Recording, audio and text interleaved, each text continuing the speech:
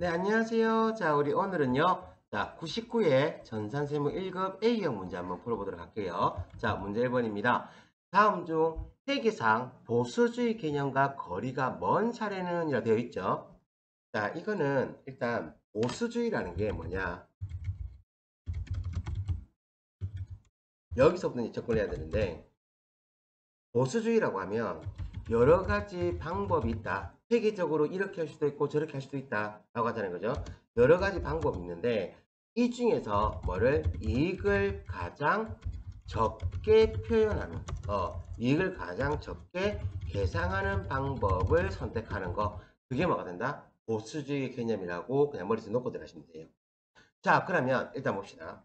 여기 여러 가지 사례가 나와 있는데 1번 저가주의에 대한 재고자산의 평가라고 되어 있죠. 그러면 일단 재고자산이라고 얘기하는 건 우리 회사 안에 남아있는 걸 말해요.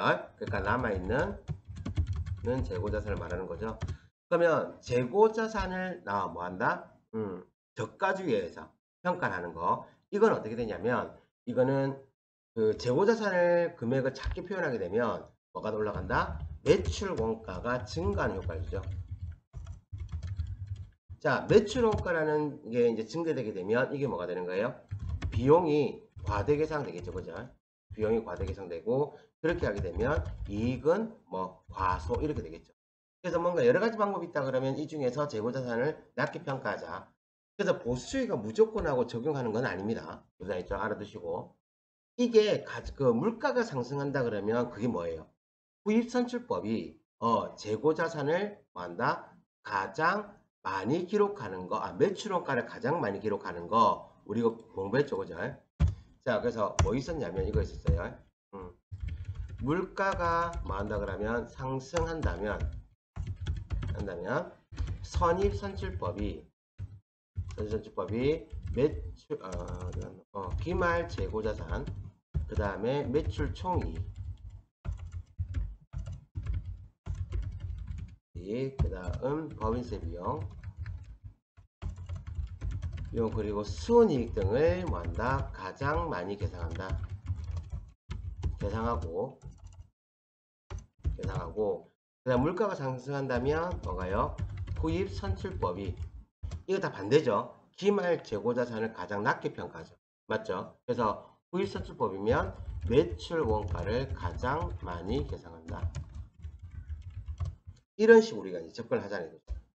자, 그래서 지금 재고자산 평가할 때는 요거 물가 상승 시에 후입선출법에 따른 재고자산 평가하게 되면 기말 재고자산을 많이 계상하는 게 아니라 가장 적게 계상하게 되는 거고요. 요거랑 내용이 좀 어느 정도 비슷한 게 몇 번이에요? 3번이죠. 그래서 일단 1번하고 3번은 보수주의 개념이라고 보시면 돼요. 다음 4번 발생 가능성이 높은 우발이익을 주속으로 보고한다라고 되어 있죠. 자, 발생 가능성이 높다는 얘기는 일단은 발생할 수 있겠지만 그렇다고 해서 이거를 이익으로 기록하지 말고 이익을 그러니까 적게 기록하게 되는 거죠. 그래서 이것도 뭐가 된다? 보수주의 개념에 맞다라고 생각하시면 되는 거라. 그래서 제가 X를 쳐놨는데 이거 X가 아니라 동그라미죠. 그죠? 원래는 보수주의라고 하면 얘네들 되겠죠. 그럼 이번은요. 정기 오류 수정 사항을 손익으로 인식하지 않고 이익잉여금에 반영한다라고 되어 있는 거는 이거 뭡니까? 우리가 회계에서 오류가 발생되게 되면 이거를 전지법을 할 거냐 아니면 소급법을 적용할 거냐 그런 얘기를 하는 거죠. 이거는 회계상 보수주의 개념하고는 조금 거리가 멀다라고 보시면 되겠죠. 그래서 정답 몇 번? 2번이 틀린 거다라고 2번이 거리가 먼 거다라고 봐주시면 되겠습니다. 내용이 좀 어렵습니다. 다음 2번 다음 중 일반 기업의 기준상 유가증권에 대한 설명으로 틀린 것은 이렇게 되어 있네요. 1번 만기보유증권은 공정가치법으로 평가한다라고 되어 있는데요. 여러분들 이거는 뭐 어렵게 생각할 필요가 없겠다. 이건 그냥 1번에서 정답이 나왔죠. 뭐예요? 만기보유증권은 공정가치가 아니라 뭘로 한다? 상각 후 원가로 평가한다. 지금 이 내용 꽤 많이 나오거든요. 한번 좀 넣어두세요. 특히나 올해 들어가지고 좀 더 나오는 것 같아요. 알아두시고. 자, 그 다음 뭐는 단기 매매 증권이나 매도 가능 증권 있죠? 이건 뭘로 한다? 공정가치로 평가하죠. 그래서 요 정도를 먼저 놓고 가주시기 바랍니다. 그럼 이제 나머지 볼게요. 나머지 뭐 다 맞는 거예요. 이게 틀린 거고. 2번 유가증권은 취득한 후에 단기, 매도, 만기, 지분법 적용 투자주식 중에 하나로 분류되고 맞죠? 매도 가능 증가의 평가 손익은 미실현 보유 손익이므로 자본에 뭘 한다? 기타 포괄 손익 유계액으로 회계 처리하죠. 됐네. 됐습니까? 다음 4번. 단기 매매증의 취득원가를 매입가액으로 한다. 단 취득과 관련된 매입 수수료, 이전 비용 등의 지출 금액은 단기 비용, 뭐로 처리해요? 수수료 비용으로 회계 처리하죠. 이렇게 하게 되면 단기 비용 처리가 되는 게 되죠. 자, 그래서 몇 번? 1번이 틀린 거, 2번, 3번, 4번은 맞는 거. 그래서 2, 3, 4번도 내용 알아두시기 바랍니다. 다음 문제 몇 번? 3번. 자, 다음 중 기업회계 기준상 무형자산에 관한 설명으로 틀린 것은 지금 틀린 거 찾습니다. 1번. 프로젝트의 연구 단계에서는 미래 경제적 효익을 창출할 무형자산이 존재한다는 것을 입증할 수 없기 때문에 연구 단계에서 발생한 지출은 무형자산 인식할 수 없고 발생한 기간에 뭘 한다? 비용으로 인식한다. 야, 요건 딱 정확하게 맞는 얘기죠. 그죠? 개발비라는 것 자체가 뭡니까? 인식을 할 수 있어야 되고 그리고 그걸 뭘로? 무형자산으로 보는 거잖아요. 그죠? 알아두시고. 다음 2번. 새롭거나 개선된 재료, 장치, 제품, 공정, 시스템, 용역 등에 대한 여러 가지 대체안을 제안. 이거 2번하고 3번 같이 보세요. 새롭거나 개선된 재료, 장치, 제품, 공정, 시스템, 용역 등에 대한 이거는 2번하고 3번이랑 같아. 그런데 여기는 여러 가지 대체안을 제안하고 설계, 평가 및 최종 선택하는 활동은 연구 단계에 속하는 활동이다 맞거든요. 그런데 여기 보시면 3번에 새롭거나 개선된 재료, 장치, 제품, 공정, 시스템 및 용역 등에 대하여 최종적으로 선정된 안을 그러니까 어떤 게 좋을까 찾는 거는 연구 단계예요. 자, 어떤 게 좋냐? 이게 좋네. 오케이, 그럼 이걸로 하자. 라고 이제 결정이 났어. 결정이 나고 나서 이제 최종적으로 선정된 걸 설계, 제작 및 시험한 활동은 뭘로 본다? 개발 단계로 보죠. 그래서 연구 단계는 찾아내기 위해서 여러 가지 대체안. 이것도 해보고 저것도 해보는 거예요. 이거는 연구 단계. 이걸로 하자. 결정이 됐어. 그럼 그게 뭐가 된다? 개발 단계. 이렇게 보시면 되겠습니다. 그래서 지금 몇 번? 1번도 맞는 거, 2번도 맞는 거, 3번도 맞는 거. 안 봐도 4번이 틀린 거겠네요. 그래서 끝까지 봅시다. 무형자산을 창출하기 위한 내부 프로젝트를 연구 단계와 개발 단계로 구분할 수 없는 경우에는 자, 이거 두 개 구별할 수 없대요. 구별할 수 어떻게 한다? 연구 단계에서 발생한 걸로 보죠. 그래서 없는 경우에는 그 프로젝트에서 발생한 비추를 모두 개발 단계라고 되어 있는데 개발 단계가 아니라 연구 단계로 보아야 되겠죠. 그래서 정답 몇 번? 4번. 이렇게 말씀면 되겠습니다. 다음 문제 몇 번? 4번 볼게요. 자, 다음은 주 신속의 자본 내역이다. 신속이 보유하고 있는 자기 주식 100주를 주당 8만 원에 처분하고 회계 처리하는 경우 자기 주식 처분 이익 계정 과목의 금액은 얼마인가 되어 있네요. 일단 차변하고 대변 중에서 일단 내가 갖고 있는 자기 주식을 처분하니까 대변에 뭐가 되고요. 자기 주식. 그런데 한 주당 취득가액이 얼마예요? 5만 원이고 100주죠. 그럼 계산해 볼게요. 자, 얼마에다가 한 주당 5만 원 취득하고요. 곱하기 100주를 하게 되면 500만 원. 그럼 나는 오늘 뭐를 자기 주식을 500만 원 처분하는 거죠. 자, 그래서 여기 보니까 자기 주식 금액이 얼마 돼 있어요? 500만 원 기록되는 거 보시죠. 아, 그러면 100주를 전부 다 처분했구나. 처분했습니다. 알아두시고요. 자, 그래 놓고 나서 얼마에? 8만 원 처분했죠. 그러면 여기서 뭘로 받았던 얘기가 없으니까 현금으로 받았다 칩시다. 그러면 차변에 뭐가 되고요? 현금으로 8만 원에다가 곱하기 몇 주요? 100주를 하게 되면 800만 원. 그럼 현금으로 금액 얼마? 800만 원. 이렇게 마시면 되겠죠. 자, 그러면 우리 입장에서는 여기까지만 회계 처리한다 그러면 나는 자기 주식을 처분하고 이득이다 손해다? 이득. 왜요? 500만 원을 800만 원 팔았으니까. 그래서 뭘로? 자기 주식 처분 이익으로 300만 원인데 자, 주의사항이 나왔네요.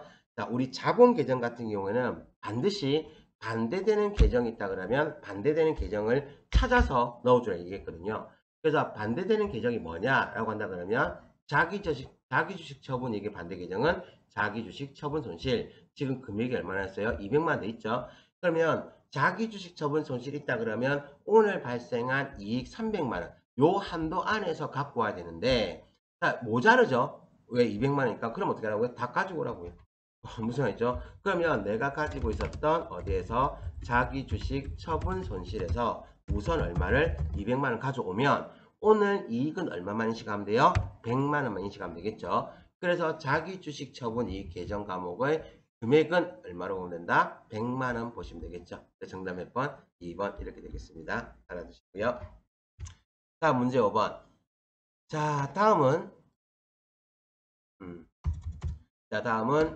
주 유민의 상품과 관련된 자료이다. 기말 결산 분계를 올바른 회계 처리해서 장부상 수량은 1000개인데 실제 수량은 900개이고 장부상 단가는 1900원인데 단위당 판매 가능 금액은 2000원, 단위당 판매 비용은 200원 이렇게 나와 있거든요. 그럼 단 재고자산의 감모는 전에 비정상적으로 발생하였다고 가정한다라고 되어 있죠. 자, 그렇다면 여러분들 여기서 알아두셔야 될 게 뭐냐면, 자, 우리 재고자산의 뭐와 감모 손실과 그리고 평가 손실 이 두 개가 되겠네요. 이유는 왜요? 딱 보니까 지금 장부상 단가는 얼마인데요? 1900원인데 단위당 판매는 얼마야? 2000원이야. 즉 얼마냐면 나는 2000원에 파는데 얘 원가가 얼마야? 1900원이거든요. 그럼 100원 이익 아닙니까? 라고 하는데 판매할 때 비용이 얼마 들어요? 200원이 들죠. 그러면 원가 1900원에 200원의 비용이 더 드니까 나는 결과적으로 마이너스 100원만큼이 손해인 거야. 이 말이죠. 그래서 이건 뭐가 된다? 이건 평가 손실이 되는 거지. 그래서 재고자산 감모 손실과 평가 손실이 있다 그러면 재고자산 뭐부터? 감모 손실을 먼저 반영해주고 를 먼저 반영한다. 이 정도는 여러분들 알고 계셔야 됩니다. 반영한다 되고 그 다음에 감모 손실은 뭐가 된다? 수량 감소분인데 이때 정상적인 감모는 어디에? 매출 원가에 합산하고 비정상적인 감모는 뭘로? 영업의 비용을 해기 처리하는데 이때 이 영업의 비용은 뭐가 되는 거예요? 그렇죠? 재고자산 감모 손실로 회계 처리하시면 되겠죠. 자, 그러면 일단 제가 평가 손실이랑 감모 손실이 있다 그러면 뭐부터 반영해줘라? 감모 손실부터. 그러면 장부상 수량은 몇 개인데요? 1000개.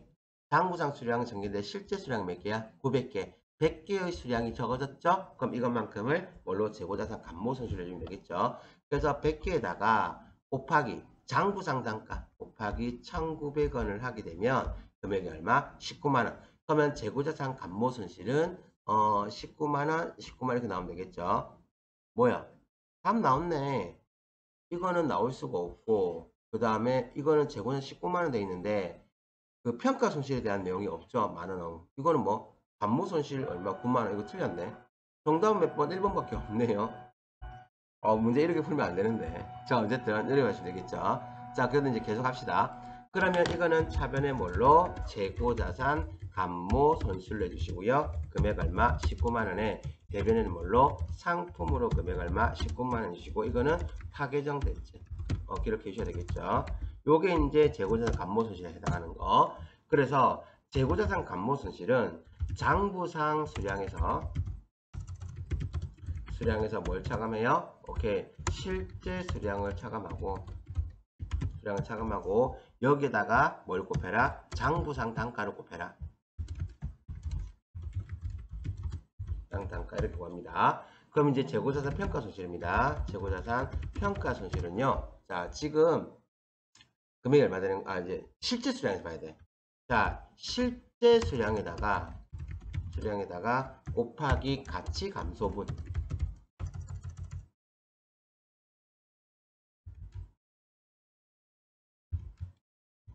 네. 잠깐만요. 예, 가치 감소분을 이제 곱해서 구하는 거거든요. 그러면 실제 수량은 지금 몇 개고요? 900개가 되고요. 여기 이제 900개가 되고 여기다 곱하기 지금 하나당 가치가 얼마 떨어져요? 지금 단위당 판매 금액이 2,000원이고 1,900원인데 판매 비용 200원 들잖아. 그러면은 실질적으로 얼마? 2,100원이란 얘기야. 그래서 2,000원에서 2,100원 빼면 100원만큼 손해죠. 그래서 100원을 곱해주면 되겠죠. 그래서 재고자산 평가 총당금으로 9만원. 그리고 여기는요. 우리 이거 재고자산 평가 손실 이렇게 써도 되고 정확하게 이제 뭐 매출원가에 포함돼야 되니까 매출원가로 9만원 이렇게 하시면 되겠죠. 그래서 정답 몇 번? 1번 되겠습니다. 이건 뭐 어려운 게 없어요. 왜요? 수량 이제 900개다가 곱하기 100원 이렇게 해서 이제 구하면 되는 거죠. 정답 몇 번? 1번입니다. 자, 그럼 이제 다음 거는요. 좀 쉬었다가 그리고 문제를 풀도록 할게요. 자, 이제 문제 몇 번? 6번입니다. 자, 다음 중 원가의 회계 처리와 흐름에 대한 설명을 옳은 것을 고르시오라 되어 있죠. 자, 원가 계산의 절차는 원가 요소별 계산을 하고, 자, 요소, 그 다음 생산 부문별, 그 다음 제품별 계산 순서로 이루어진다. 맞는 얘기죠, 그죠? 이게 가장 정확한 겁니다. 요소, 부문, 제품 이렇게 가야 돼요. 자, 다품종 소량 시스템은 뭐야? 다품종이네, 소량이네. 그럼 뭐가 돼야 돼? 개별 원가 계산돼야 되겠죠? 그래서 이거 지금 종합 원가 계산이라고 되어 있는데 종합 원가 계산 아니에요. 이건 개별 원가 계산으로 해주셔야 되겠습니다. 다음, 정기 미지급된 노무비를 단기 지급하면 단기 노무비로 계산한다? 아니죠. 전년도에 일한 거니까 전년도 노무비로 봐야 되겠죠. 단기가 아니라 정기가입니다.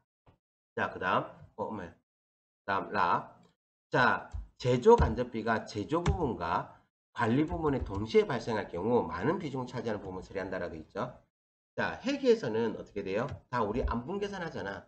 그러니까 제조 거냐 관리 거냐 나눠져야 되거든요. 그래서 합리적인 방법으로 만다 배분한다 이렇게 돼야지 한쪽을 넣어버리면 안 되죠. 그럼 이것도 많은 거 틀린 거. 그래서 지금 문제 가나다라 중에서 지금 맞는 게 누구밖에 없어요? 1번밖에 가밖에 없네요. 옳은 것을 고르시오. 가네요. 문제 더 풀 필요 없었네. 가는 끝이었네. 되겠습니까? 네, 알아두시고 다음 문제 몇 번? 7번 넘어가 볼게요. 다음 문제 7번. 자, 다음 중 종합원가 계산의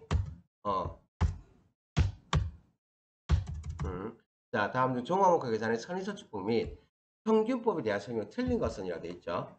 자, 그러면 이거 일단은 제가 이거 한번 써볼게요. 우리 그 평균법과 선의선출법에 의해서 완성부 환산량을 계산하는 걸 말하는 거거든요. 지금 그래서 보니까 우리 재료비에 해당하는 건 어떻게 해요? 자, 어디에서 단기 완성 수량에서 더한다 더하기 기말 제공품 수량은 더하고 그 다음 여기다가 뭐를 기초 제공품 수량은 빼죠. 공품 제공품 수량을 빼는데 요때 여기까지는 여기 기말 제공품 수량 여기까지 뭐가 되고요? 평균법이 되죠. 평균법이 되고 여기다 뭘 빼면 기초 제공품 수량을 빼면 여기서부터 뭐가 된다? 선입 선출법이 되는 거죠. 이게 이제 재료비일 때는 어떻게 하고요? 재료비일 때 이렇게 되고 그 다음 뭘 고려해라? 투입 시점을 고려해라고 얘기했죠. 자, 그 다음에 가공비는요. 똑같아요. 단기 완성 수량에다가 뭘 단다? 기말 제공품 수량을 더하는데 이때 뭘 곱해서 완성도를 곱해서 기말 제공 수량 더하고요. 그 다음 다시 또 기초 제공품 수량을 빼는데 이것도 뭐를 완성도를 곱해서 이렇게 하면 되겠죠. 그래서 여기까지가 뭐가 되고요. 평균법이 되는 거고요. 그 다음 여기서부터 뭐가 된다? 선입선출법이 되는 거거든요. 자, 그럼 문제 한번 볼게요. 자, 기초 제공품가는 선입선출법 적용 시에 완성품 환산량 단위당 원가 계산에 영향을 미치지 않는다 되어 있죠. 자, 선입선출법이면 어떻게 했어요? 뺐죠. 그러니까 이게 단위당 원가 계산에 영향을 미치지 않는다라는 얘기가 선생님 뺐으면 뺀 게 영향을 주는 거 아닙니까? 라고 되어 있는데 계산할 때 기초 제공품 수량에 대한 건 아예 빼고 시작을 하니까 단위당 원가 계산 하나당 얼마다 이거 계산할 때는 얘가 안 들어가는 거야. 빼줬으니까. 그래서 원가 계산에 영향을 미치지 않는다는 맞는 거고요. 자, 기초 제공품이 완성되는 평균법에서 고려 대상이 아니다. 그렇지. 자, 왜요? 평균법은 여기까지잖아요. 그죠? 여기까지니까 기초 제공품이 완성되는 평균법 할 때 얘는 고려한다 안 한다? 얘는 고려 안 하죠. 여기서 빼고 하잖아. 다 맞는 거. 그 다음 기말 제공품 완성도는 선입선출법에서만 고려 대상이다. 아니죠. 선입선출법이든 평균법이든 전부 다 일단 단기 완성 수량에 기말 제공 수량까지 다 똑같이 가요. 똑같이 가고 여기까지가 평균법, 선입선출법은 얘를 빼고 하는 거니까. 그래서 기말 제공 완성도는 선의선출법뿐만 아니라 평균법에서도 고려 대상입니다. 그래서 틀린 것은 몇 번? 3번이 되겠죠. 다음, 선의선출법과 평균법 수량 차이는 기초 제공품 완성품 하느냐의 차이. 그러니까는 그 평균법은 여기까지가 평균법이고, 그 다음에 기초 제공품 빼냐 안 빼냐에 따라서 평균법과 선의선출법 차이니까 이건 당연히 차이가 맞죠. 그래서 몇 번? 1번, 2번, 4번은 맞고 3번이 많은 거, 틀린 거 이렇게 보시면. 다음 문제 몇 번이요? 8번 볼게요. 자, 원가 배분에 대한 설명으로 옳지 않은 것은 부문 관리자의 성과 평가를 위해서는 이중 배분율법이 단일 배분율보다 법보다 합리적일 수 있다. 일단 이중 배분율법이라는 게 뭐예요? 배분하는 방법을 여러 가지 나눠 가지고 한다는 얘기죠. 그래서 우리가 이중 배분율법이라고 하면 뭘로 보면 되는 거예요? 고정비는 뭐 최대로, 변동비는 실제로 이렇게 나눠서 계산하죠. 그래서 이러한 것들은 당연히 합리적이죠. 나누면 내가 하는 게 어떻게 돼? 더 힘들어지잖아. 그럼 더 합리적인 거지. 단일 배분율법은 야 그런 거 따지면 그냥 한꺼번에 나눠 이렇게 되는 거거든. 그래서 당연히 맞는 거. 다음, 직접 배분법은 보조부문 상호 간의 용역수수 관계를 전혀 인식하지 않는다. 당연히 맞죠. 왜? 보조부문이 그냥 다 배부되고 나면 저거들끼리 신경 안 쓰는 거거든. 다음 3번. 원가 배분 기준으로 선택된 원가 동인이 원가 발생의 인과관계를 잘 반영하지 못하는 경우 제품 원가 계산이 왜곡될 수 있다. 당연하죠. 원가 동인이라는 게 뭡니까? 원가를 발생시키는 요인이 뭐냐? 이건 거거든. 그러니까 전기세 같은 경우는 전기를 많이 써야 전기세가 많이 올라가다는 거죠. 그러면 누가 전기를 많이 먹냐? 이런 게 따져야 되는데 자리를 많이 차지하면 전기세 많이 낸다. 뭐 잘못되는 거 아니야. 그래서 원가 동인, 원가를 발생시키는 요인 이렇게 보면 되겠죠. 맞지? 왜곡될 수밖에 없지. 맞는 얘기. 다음 4번. 공장 전체 제조간접비 배부율을 이용할 경우에도 보조부문 원가를 먼저 제조부문에 배분하는 절차가 필요하다. 라고 되어 있는데 공장 전체 제조간접비 배부율을 이용한다고 해놨죠. 그러니까 이건 뭔 거야? 너네가 주요 부분이다, 보조부문이다 이런 거 나누지 말고 그냥 제조간접비를 그냥 전부 다 합산해가지고 공장 전체로 나누자 이렇게 되는 거거든요. 그래서 보조 부문의 원가를 먼저 제조에 배부하는 것, 이건 뭡니까? 이거는 이제 그 종합원가 계산에서 부문별 그리고 공정별로 원가를 짓게 할 때는 당연히 보조 부문 원가를 먼저 제조부문을 배분해서 공정별로 어떻게 되는지 다 따져가지고 이제 뭐 하겠습니까? 원가를 하겠죠. 그래서 그런 식으로 보면 되겠죠. 그래서 옳지 않은 것은 몇 번? 4번 이렇게 가시면 되겠습니다. 다음 문제 몇 번? 9번. 자, 이거 잠깐 내려놓고 할까요? 9번. 자, 주 미래는 제조 간접비를 직접 노무 시간을 기준으로 배부하고 있다. 당해 연도초의 제조 간접비 예상액은 500만 원이고 예상 직접 노무 시간은 5만 시간이다. 당기 말 현재 실제 제조 간접비 발생액이 600만 원이고 실제 직접 노무 시간이 5만 1,500시간일 경우 단기 제조 간접비 과소 또는 과대 배부액은 얼마인가 라고 되어 있네요. 자, 이것도 한번 써봅시다. 예, 잠깐만요. 한번 써볼게요. 자, 이거 제가 얘기할 때 뭐가 있어요? 자, 실제 배부가 있고, 그 다음 뭐가 있다? 예정 배부가 있다 그랬죠. 그래서 실제 배부는 뭘로? 실제 제조 간접비에다가 뭘 나눠주고요? 자, 실제 배부 기준을 나눠주고요. 자, 이렇게 하게 되면 뭐가 된다? 실제 배부율이 나오죠. 자, 그리고 다시 실제 배부 기준에다가 실제 배부율을 곱하게 되면 실제 배부액이 나오는데 문제에서 별다른 사항이 없다 그러면 실제 제조간접비랑 실제 배부액은 같다고 보시면 되죠. 자, 예정 배부는요. 예정 제조간접비에서 뭘 나눈다? 예정 배부 기준을 나누고요. 그럼 이제 뭐가 되는 거예요? 예정 배부율이 되는 거죠. 그럼 다시 이제 예정 배부액은 일단 틀린 거 뭐예요? 틀리는 거. 예정 배부 기준에다가 예정 배부를 곱한다. 이렇게 하면 틀린 거. 자, 이거 이제 이것만 달라지잖아요. 그죠? 그래서 이때 조심해야 돼요. 어떻게 한다? 실제 배부 기준에다가 예정 배부를 곱했을 때 예정 배부액이 나온다. 이렇게 되죠. 그래서 누구를 기준으로? 실제 배부액을 기준으로 예정 배부액이 많으면 과대. 다시 실제 배부액이 더 많으면 예정 배부가 적게 됐죠? 그럼 과소 이렇게 되는 거지. 자, 그럼 따져봅시다. 당해연도초의 제조간접비 예상액은 500만원. 예상이라는 게 이 정도 들겠다라고 뭡니까? 예상한 거, 예정한 거 이렇게 되겠죠. 이게 뭐가 된다? 예정 제조간접비가 되고. 예상 직전 노무 시간이 몇 시간? 5만 시간 돼 있네요. 자, 그럼 이거 갖고 예정 배부를 바로 곱할 수 있겠네요. 구할 수 있겠네요. 자, 500만 원에다가 나누기 몇 시간? 5만 시간을 하게 되면 금액이 얼마? 100원 나오네요. 그럼 예정 배부율은 100원 이렇게 되겠습니다. 자, 근데 여기 보니까 단기만 현재 실제 제조간접비 발생액은 얼마고요?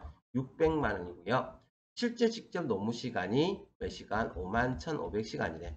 자, 그러면 5만 1,500시간에다가 5만 1,500 줘야지. 5만 1,500 1,500시간에다 곱하기 예정 배부율 얼마를 100원을 하게 되면 515만원. 5만 이렇게 되겠네요. 그죠? 그러면은 뭡니까? 자, 실제 배부보다 예정 배부가 많을 때 과대인데 지금 실제 배부액보다 예정 배부 적죠? 그럼 일단 무슨 배부? 과소. 과대는 사라져야 되겠습니다. 1번하고 3번 중에서 정답 나와야 되는데 자, 이거 얼마예요? 85만원 차이 나죠. 예, 85만원이 뭐한 거? 과소 배부된 거. 정답 몇 번? 1번 되겠습니다. 어렵지 않습니다. 이번에 뭔가 좀 쉬웠네요. 자, 다음 10번.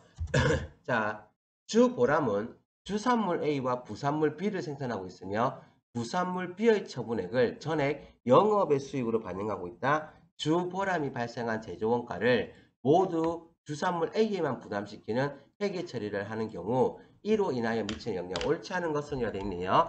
자, 그럼 일단 우리 어디에서 자, 매출액에서 뭘 뺀다? 매출 원가를 빼면 이게 뭐가 되고요? 매출 총이익이 되고 여기다가 뭘 뺀다? 판매비와 관리비를 차감하게 되면 이건 뭐가 된다? 영업이익이 되고 영업이익에서 영업의 수익은 더하고 그 다음 또 영업의 비용은 빼면 차감하게 되면 법인세 혹은 소득세 차감 전 이익이 되는 거고 여기다 이제 뭘 빼면 법인세나 아니면 소득세 등을 차감하게 되면 여기 등을 차감하게 되면 이게 뭐가 돼요? 순이익이 되겠죠.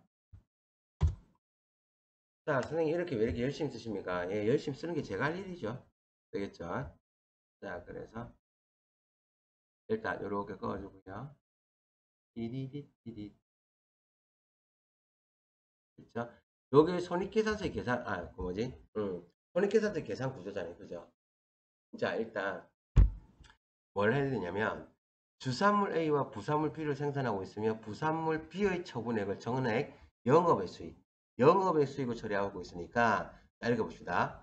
자, 주산물 있죠? 주산물 A 있죠? A의 뭐가 매출은 얼마고 100원이고 주산물 A의 뭐는 원가는 얼마로 50원? 30원 할까요? 30원 합시다. 그래야 좀 구별시켰죠.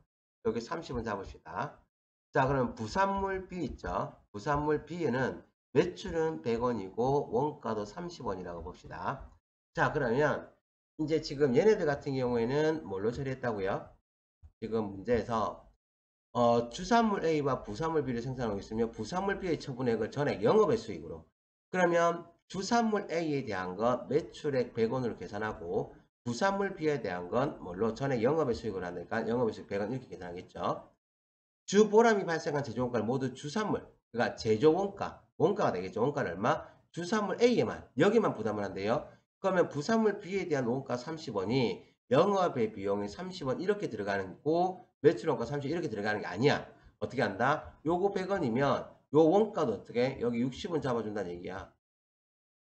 요건 빵원 되는 거고. 되겠죠? 그러면 자, 우리 정상적으로 한다 그러면 매출액 얼마? 100원에 30원 빼면 얼마가 되고 70원이 되고 100원에 60원 빼면 얼마 돼? 40원 될 거 아니에요. 그죠? 그러면 매출원가가 요렇게 한 거잖아요. 요렇게. 어떻게 돼요? 과대계상 되겠죠? 맞네. 자, 그러면 매출총액은 매출원가는 이제 평정. 매출원가는 뭘 했을 때 부산물 B 것도 A에다 부담시키게 되면 60원 돼버리니까 이게 높죠. 그죠? 매출총이익은 원래는 70원 나와야 되는데 40원 나니까 과소계산 맞죠? 영업이익은요. 판매비와 관리비가 없다 그러면 요거는 70원 요거 40원 나오겠네. 그럼 어떻게 돼? 영업이익이 과소? 자 어떻게 돼요? 과소됐죠? 자 그 다음 당기순이익은요. 당기순이익은 이렇게 하든 저렇게 하든 얼마입니까? 요거 해가지고 쭉 내려오면 70원에 100원 더하고 110, 30원 더하면 30원 빼면 얼마? 잠깐만. 113, 140원. 140원 되고, 이것도 100원, 60원, 40원, 140원, 100원. 이렇게 하게 되면, 이것도 140원. 이렇게 되겠네요. 그죠? 자, 그러면 결과적으로 순이익에 변동이 있다, 없다? 없게 되겠죠? 그러니까 정답은 몇 번? 예, 4번. 당기순이 과소되게 계산된다는 얘기는 나올 수가 없어요. 그러니까 실제로 이 문제는 여러분들한테 그렇게 어려운 게 아니었어요. 왜 아니었냐면, 여기에 넣든 어딘가 넣었을 거 아니야. 맞죠? 그러면 순이익에는 전혀 영향을 안 주죠. 맞죠? 그래서 어떻게 된다? 네, 정답은 몇 번? 4번. 4번은 맞는 거. 4번이 이제 틀린 거죠. 당기순이익은 뭐가 된다? 변동이 없다. 없다. 이렇게 해야 되겠죠. 그래서 정답은 4번. 근데 1번, 2번, 3번은 맞는 겁니다. 알아주시면 되겠죠. 자, 그럼 나머지는 조금 이따가 또 풀어보도록 할게요. 자, 문제 11번입니다. 다음 중 법인세법상 재고자산의 평가에 대한 설명으로 옳지 않은 것은 되어 있네요. 자, 1번. 재고자산의 평가 방법을 변경하고자 하는 법인은 변경할 평가 방법을 적용하고자 하는 사업연도의 종료일 이전 몇 개월이요? 3개월이 되는 날까지 신고해야 된다. 맞죠? 그래서 어떻게? 우리가 12, 11, 10 있다 그러면 종료일 전 3개월이 되는 날. 요 3개월이 되는 날이라고 하면 9월 말일까지 신고를 해야 되겠죠. 자, 그래서 요거는 뭐한 거? 맞는 거. 2번. 신설하는 영리법인은 신설입니다. 그러니까 최초 처음인 거죠. 영리법인은 설립일에 속하는 사업연도의 말일까지 재고자산의 평가 방법 신고서를 납세지 관할 세무서장에게 제출한다 되어 있는데 아니죠. 사업연도의 말까지가 아니라 과세표준 확정. 과세표준이 확정되는 날까지 해서 재고자 평가 방법 신고서를 제출해야 되겠죠. 그죠? 선의선출법 할 거면 무신고니까 뭐 그냥 상관없이 해도 되겠죠. 그래서 일단 옳지 않은 거 몇 번? 2번이 되겠네요. 다음 3번. 재고자산의 평가 방법을 임의 변경한 경우에는 당초 신고한 평가 방법에 의한 평가 금액과 무신고라는 지금 이게 임의 변경이니까 무신고했을 때 뭐가 돼 우리? 선입선출법을 한다 그랬죠. 그래서 이거 두 개랑 비교해 가지고요. 뭐한 거? 큰 금액으로 평가한다라고 얘기를 드렸습니다. 그래서 한 번 더 뭐 맞는 얘기. 다음 4번. 법인이 재고자산을 평가함에 있어 영업장별 또는 재고자산의 종류별로 각각 다른 방법에 의하여 평가할 수 있다도 맞는 얘기인데 요거는 해석 차이, 글자를 해석하는 차이 좀 다를 수 있거든요. 뭐냐면 앞에 지금 재고자산의 종류별이라고 돼 있는데 재고자산별, 종류별 이렇게 해야 돼. 이게 말이 조금 어감 이상해가지고 4번도 정답 처리됐거든요. 그래서 일단 여러분들 알아두셔야 될 거 일단 몇 번? 2번이 아예 옳지 않은 것은 2번이고요. 4번은 말이 조금 차이가 나기 때문에 본래 의도는 4번도 맞는 걸 내려고 했던 것 같은데 오늘 또 4번도 정답 처리해줬어요. 옳지 않은 것으로. 그래서 일단 2번이 옳지 않은 거다라고 알고 넘어가시면 되겠습니다. 자, 다음 몇 번? 12번. 다음 중 법인세법상 결손금 공제제도에 대한 설명으로 틀린 것은 이라 되어 있네요. 자, 봅시다. 1번. 내국법인의 각 사업연도의 소득에 대한 법인세 과세표준은 각 사업연도의 소득의 범위 안에서 2월 범위 안에서 2월 결손금, 비과세 소득 및 소득 공제액을 순차적으로 공제하여 계산한다. 맞는 얘기. 다음 2번. 예외적으로 중소기업의 경우 소급 공제를 허용한다라고 되어 있죠. 근데 조건이 있었죠. 왜? 1회 이상 뭔가 납부한 여기 있어야 돼. 한다라고 되어 있죠. 그래야 이제 소급을 해주죠. 그러니까 네가 법에서 낸 적 있냐? 낸 적 있는데 그럼 그거 갖고 소급해줄게 이렇게 되는 거거든요. 그래서 1회 이상 납부한 적 있어야 됩니다. 다음 3번. 과세표준 계산 시 공제되지 아니한 비과세 소득 및 소득 공제는 다음 사업연도부터 5년간 이월하여 공제받을 수 있다고 되어 있는데 아니죠. 비과세 소득이나 소득 공제는 이월되지 않는 거야. 그래서 단기에 다 계산해야 돼. 무장했죠? 그래서 이거는 이월할 수 없다. 2월 안에 공제받을 수 있다가 아니라 없답니다. 없다.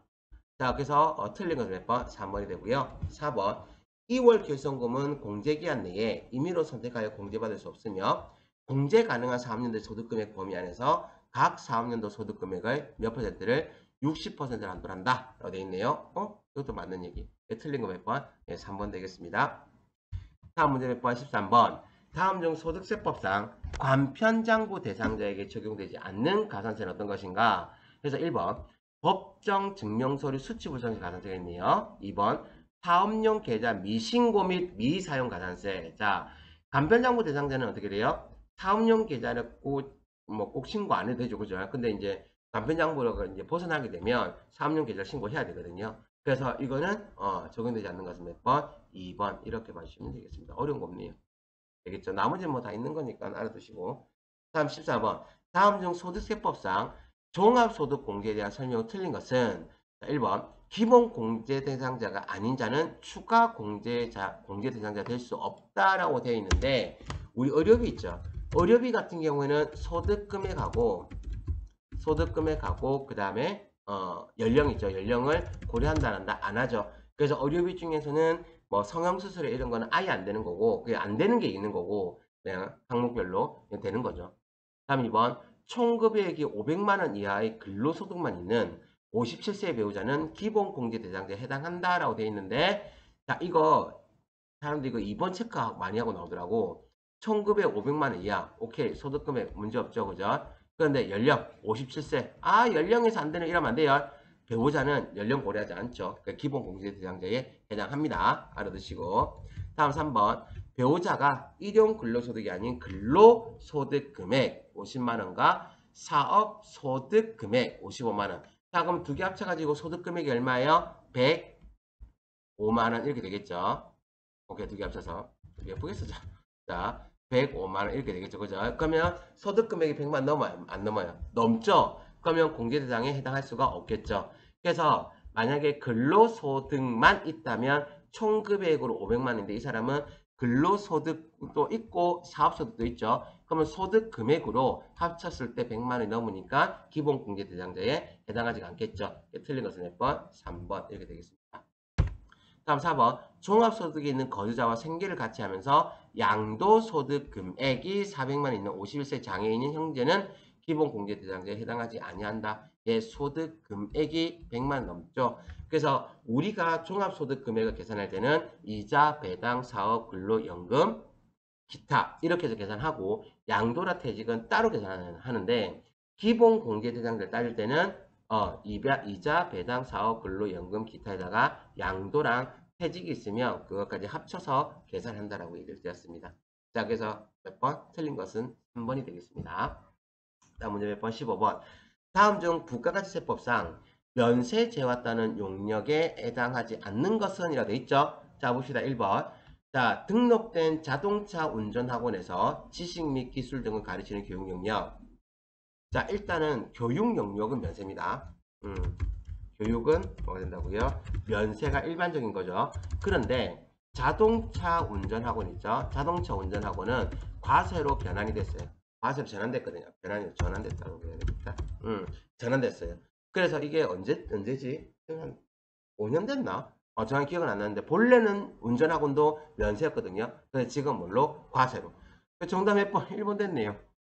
정답은 몇 번? 1번이 아닌 거 이렇게 되겠죠. 그죠? 나머지는 또 맞는 거니까 이렇게 하고 마무리하고 조금 쉬었다가 우리 이제 실기 한번 해보도록 할게요.